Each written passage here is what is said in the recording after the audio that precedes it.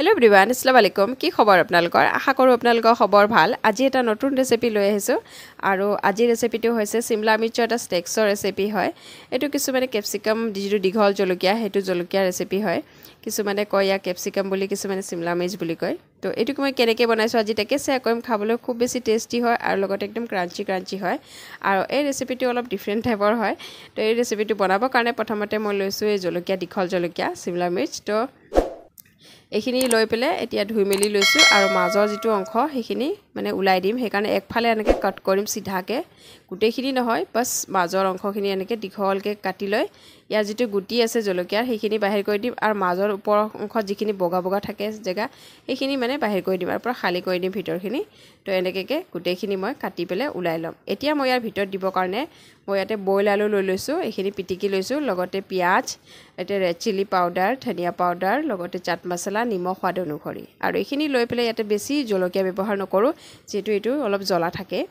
তো এখিনি মই এতিয়া ভালকে পিটিকি লৈছো যেনেকৈ আলু পিটিকা বনাও ঠিক তেনেকৈ আৰু এতিয়া মই ইয়াতে নেমু দিব পৰা যায়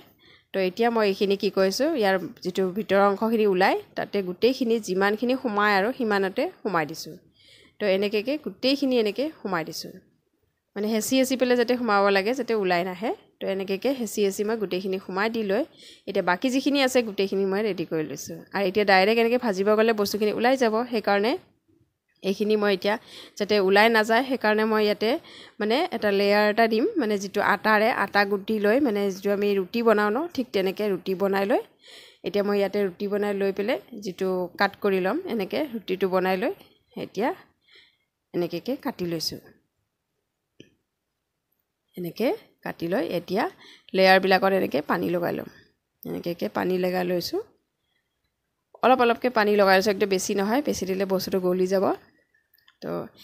এটাকে এনেকৈ জাপ উঠাই লৈ এতিয়া চাৰিও ফালৰ পৰা এনেকৈ মেৰাই দিম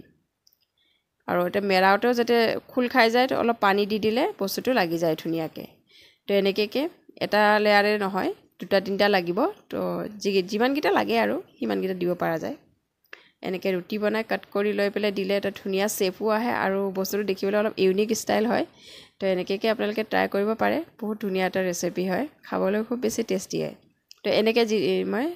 সাইডেৰে গুটেখিনি এনেকৈ দি লৈছো তো বাকি যিখিনি আছে গুটেখিনিও মই এনেকৈ কৰি লম আৰু যদি অলপ উলাই আহে তো পানী অলপ দি দিলে লাগি যায় বস্তুটো ভালকে তো এনেকৈ মই গুটেখিনি মানে যিখিনি শিমলা মিৰ্চ আছিল গুটেখিনিত লগাই লৈছো দুই তিনটা ৰুটি হলে ৰেডি হৈ যায় আৰু ইমানখিনি মানে 8টা শিমলা মিৰ্চ ৰেডি হৈ গৈছে মোৰ 3খন ৰুটিত তো এতিয়া মই তেল গৰম কৰিব দিছো কেৰাহীত তেলখিনি যেতিয়া গৰম হৈ যাব তাৰ পাছতে ইয়াতে এটাকে দি লম এনেকৈ এটা দি লৈছো এনেকৈ খুল নাখায় মানে দিয়াৰ আগতে অলপ চাই ল'ব লাগে যদি ৰুটিটো শুকাই গৈছে তো অলপ পানী অলপ দি পেলে আকৌ লগাই পেলে ডাইৰেক্ট তেলত দি দিব তো খুল খাই না যায় তেতিয়া তো এনেকৈ মই দি লৈ এতিয়া মিডিয়াম ফ্লেমত অলপ লো ফ্লেম আকৌ মিডিয়াম ফ্লেম কৰি পেলে এনেকৈ ফ্ৰাই কৰি লম একদম বেছি হাইও নহয় আৰু একদম মানে লোও নহয় তেনেকৈ টাইপত ৰাখি পেলে ফ্ৰাই কৰি লম এতিয়া ঠাৰি ধৰি পেলে দুটাই দিব পৰা যায় চামুচৰ দৰকাৰে নহয় তো হেকাৰণে ঠাৰিটো ৰাখিলে ভাল হয় বস্তুখিনি উলুটা পুলুটা কৰোতে তো এনেকৈ একদম ব্ৰাউন হোৱালৈকে মই ভাজি লম তো এতিয়া একদম ব্ৰাউন হৈ গৈছে আৰু একদম লো ফ্লেম কৰি দিছো যাতে তেলটো ভিতৰত লাগি পেলে গোটেই ভিতৰখিনি পকি যায় বাহিৰৰখিনি পকি যায় তো এতিয়া ধুনিয়াকৈ ৰেডি হৈ গৈছে এইখিনি মই এতিয়া যেটো চালনীৰে এইখিনি তেলটো জিৰ কৰি পেলে উঠাই লম ইয়াতে বেছি তেল নাখায় বস্তুটোৱে বহুত কম তেলত হৈ যায় তো এতিয়া এইখিনি হৈ গৈছে আৰু বাকি যিখিনি আছে সেইখিনিও মই এনেকৈ ভাজি লম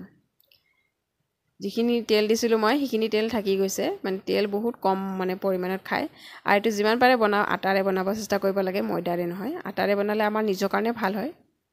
তো এতিয়া এইখিনিও ফ্ৰাই কৰি লৈছো এইখিনিও ৰেডি হৈ গৈছে এতিয়া এইখিনি উলাই দিম তো এইখিনি অলপ সৰু আছিল মানে জলকীয়া কেইটা সৰু সাইজৰ আছিল আৰু তো এইখিনি হৈ গল এইখিনিও মই এতিয়া চামুচেৰে এনেকৈ উঠাই লৈছো মই এনেকৈ একদম শৰ্টকাট কৰিবলৈ দেখাইছো কাৰণ ভাজা হেৰিটো সবেই জানে কেনেকৈ ভাজিব লাগে বাস এটো লো ফ্লেমত অলপ ভাজিলে হৈ যায় একদম হাই ফ্লেম কৰিব নালাগে তো এতিয়া মোৰ এইখিনি ৰেডি হৈ গৈছে তো এটো সসৰ লগত খাব পাৰে অলপ নেমু টেঙা চেপি দিলে বহুত বেছি টেষ্ট হয় খাবলৈ